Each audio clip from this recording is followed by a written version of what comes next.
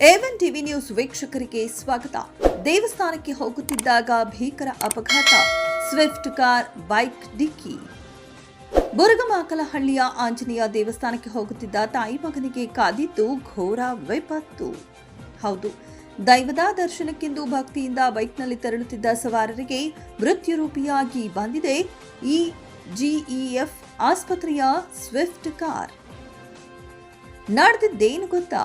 ಬುರುಗಮಾಕಲಹಳ್ಳಿಯ ಆಂಜನೇಯ ದೇವಸ್ಥಾನದ ಮುಂಭಾಗದಲ್ಲಿ ಇಜಿಎಫ್ ಆಸ್ಪತ್ರೆಯ ಸ್ವಿಫ್ಟ್ ಕಾರು ತಿರುಗುತ್ತಿದ್ದ ವೇಳೆ ಅತಿ ವೇಗವಾಗಿ ಬಂದ ಬೈಕ್ ನೇರವಾಗಿ ಕಾರಿಗೆ ಡಿಕ್ಕಿ ಹೊಡೆದಿದೆ. ಈ ಭೀಕರ ಡಿಕ್ಕಿಯ ರಭಸಕ್ಕೆ ಬೈಕ್ ಚಾಲಕ ಕಿಶನ್ ಯಾದವ್ ಹಾಗೂ ಅವರ ತಾಯಿ ಗಾಯತ್ರಮ್ಮ ಅವರಿಗೆ ತೀವ್ರ ಗಾಯಗಳಾಗಿದ್ದು, ಕಾರಿನ ಮುಂಭಾಗ ಕೂಡ ಸಂಪೂರ್ಣವಾಗಿ ಜಖಂಗೊಂಡಿದೆ.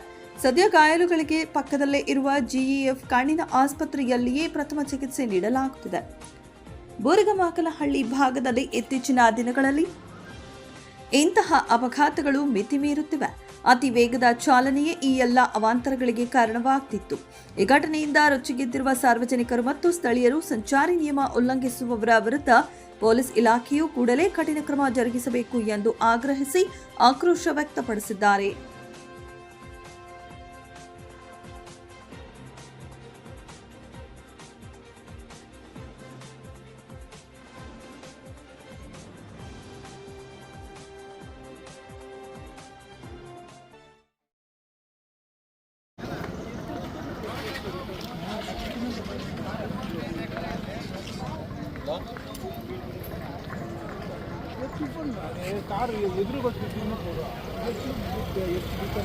ఏమన్నా అయిందా?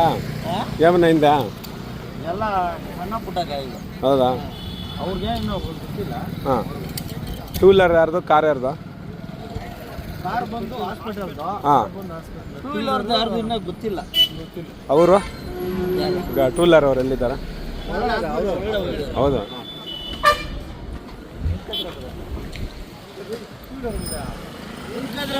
ಯಾವ ಊರು?